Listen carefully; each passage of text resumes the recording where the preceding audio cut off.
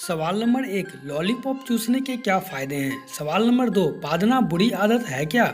सवाल नंबर 3, मोदी जी कौन सा फ़ोन इस्तेमाल करते हैं। सवाल नंबर 4, पेशाब रोकने के क्या नुकसान होते हैं। सवाल नंबर 5, चारपाई पर सोने के क्या फ़ायदे हैं। सवाल नंबर 6, भाग्य खराब होने के क्या कारण हैं। सवाल नंबर 7, लहसुन खाने के क्या फ़ायदे हैं।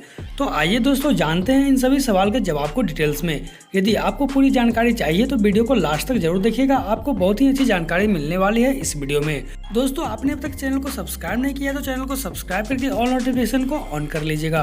तो चलिए दोस्तों शुरू करते हैं इस कमाल के वीडियो को आज के पहले सवाल से।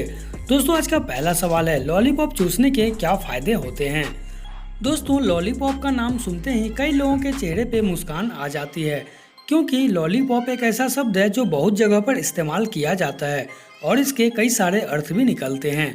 दोस्तों लॉलीपॉप का शुद्ध और सात्विक हिंदी अर्थ देखें तो यह एक बच्चे के चूसने वाली चॉकलेट होती है जिस पर एक डंडा लगा हुआ होता है। वैसे तो इसके बहुत सारे अर्थ निकाले जा सकते हैं, लेकिन इसका असली अर्थ बच्चों के चूसने वाले एक चॉकलेट ही होती है। और इस लॉलीपॉप या चॉकलेट के क्या फायदे होते हैं यह तो आप सब लोगों को पता ही होगा, लेकिन फिर भी आपको बता दूं कि इसका कुछ भी फायदा नहीं होता। जब बच्चा रोता है तब बच्चे को लॉलीपॉप पकड़ा दिया जाता है और बच्चा चुप हो जाता है। बस लॉलीपॉप का एक और एकमात्र यही फायदा है। आपने भी इस तरीके को कई बार अपनाया होगा। दोस्तों अगला सवाल है आपके लिए, पादना बुरी आदत है क्या।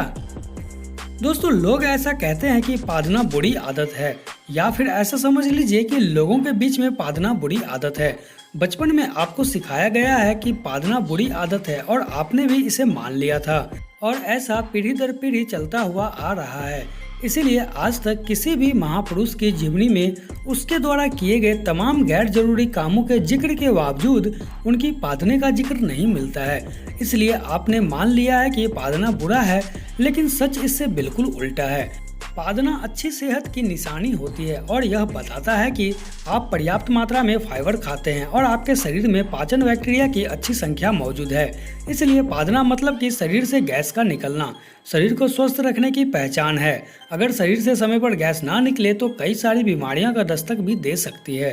दोस्तों अगला सवाल है, मोदी जी कौन सा फोन इस्तेमाल करते हैं। दोस्तों यह सवाल लगभग हर भारतीय के मन में होगा। आखिर देश के प्रधानमंत्री किस नेटवर्क को इस्तेमाल करते हैं और उनके पास कौन सा मोबाइल फोन है। दोस्तों आपको बता दें कि प्रधानमंत्री नरेंद्र मोदी एप्पल का आईफोन इस्तेमाल करते हैं। साल 2018 में चीन और दुबई की आधिकारिक यात्रा के दौरान भी पीएम मोदी को आईफोन सीरीज की 6 फोन इस्तेमाल करते हुए देखा गया था। प्रधानमंत्री मोदी को एप्पल के गैजेट्स भी बहुत अधिक पसंद है। पीएम मोदी सुरक्षा कारणों के चलते एप्पल की डिवाइस इस्तेमाल करते हैं। पीएम मोदी किस कंपनी का सिम यूज करते हैं इस बारे में भी उनके प्रशंसकों को 2 साल पहले ही पता चल गया था। 2 साल पहले प्रधानमंत्री ने अपने मोबाइल का स्क्रीनशॉट शेयर किया था। उस स्क्रीनशॉट में वोडाफोन का नेटवर्क दिखा था। इसी के आधार पर माना गया कि पीएम मोदी वोडा सिम का यूज करते हैं। दोस्तों आपके लिए अगला सवाल है, पेशाब को रोकने के क्या नुकसान होते हैं।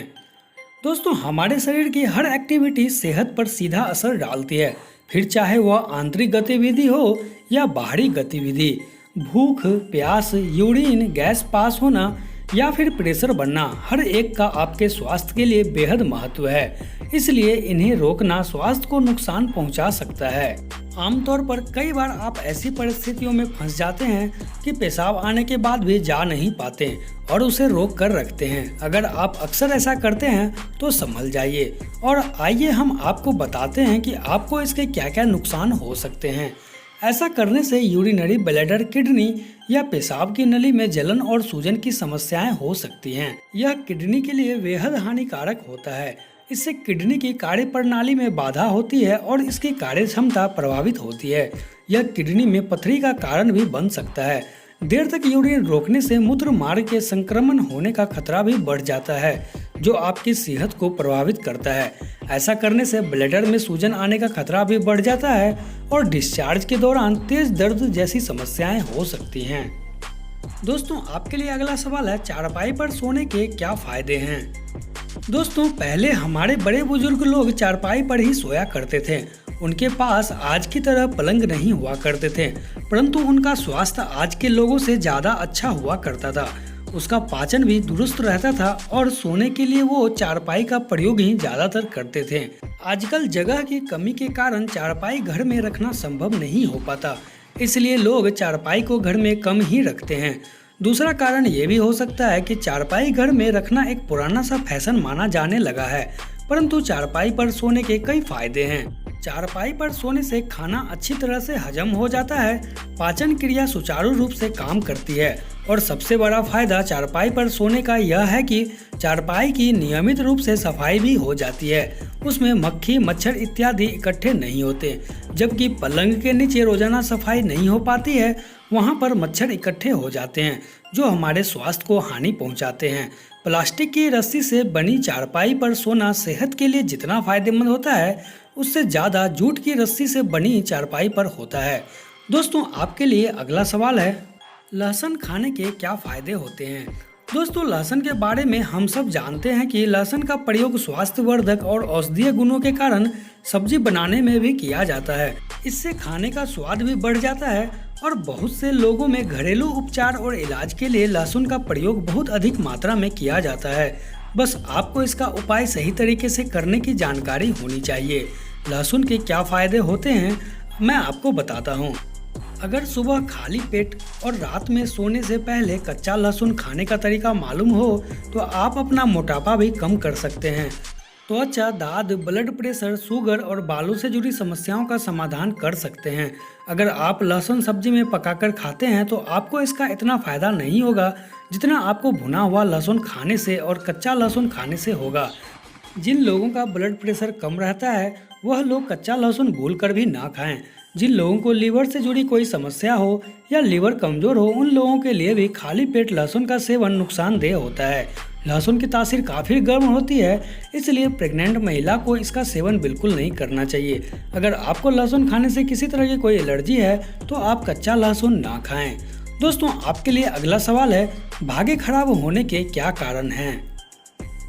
दोस्तों, आलस्य और काम को टालना, सुबह देर से सोकर उठना, रात में देर तक जागना, जवान से गंदे शब्द बोलना, स्त्रियों को अपमानित करना, व्यसन करने के लिए पैसा खर्चा करना, गलत लोगों की संगति करना, उनके आचरण को अपनाना, उनके धन का उपयोग करना, माता पिता के दिल को दुखी करना, उनके कठोर वचन बोलना, बेशकीमती समय को दूसरे की चुगली करने में बिताना, बिना सच्चाई जाने किसी पर आरोप लगाना, गंदे कपड़े पहनना, बाल ना कटवाना। दोस्तों, यह जितने भी आदतें मैंने आपको ऊपर बताई है, यह आज से जिस व्यक्ति में है उसका भाग्य हमेशा ही खराब रहता है और जो व्यक्ति इस आदतों को अपने जीवन से निकाल देगा उसका भाग्य हमेशा हमेशा के लिए ही अच्छा हो जाएगा। क्योंकि दोस्तों, आपको पता ही है, लोगों के भाग्य में जितनी होती है उससे कई गुना ज़्यादा लोग अपने भाग्य को खुद ही बना सकते हैं यदि लोगों में वैसी काबिलियत हो तो दोस्तों, ऊपर बताए गए गंदे आदतों को त्यागिए और अपने भाग्य का निर्माता खुद ही बनिए। दोस्तों, ये थी कुछ सवालों के जवाब। यदि आपको वीडियो अच्छी लगे तो वीडियो को लाइक कीजिएगा। ऐसे ही और वीडियो देखने के लिए यदि आपने अभी तक इस चैनल को सब्सक्राइब नहीं किया है तो नीचे में जो लाल कलर के सब्सक्राइब बटन है उसे जरूर सब्सक्राइब कर लीजिएगा। दोस्तों, आपके सवालों के जवाब देने में मुझे बहुत मेहनत लगती है, इसलिए चैनल को जरूर सब्सक्राइब करके वीडियो को लाइक कर दीजिएगा। ओके दोस्तों, मिलते हैं किसी अन्य मजेदार वीडियो में, तब तक के लिए आपका बहुत बहुत धन्यवाद।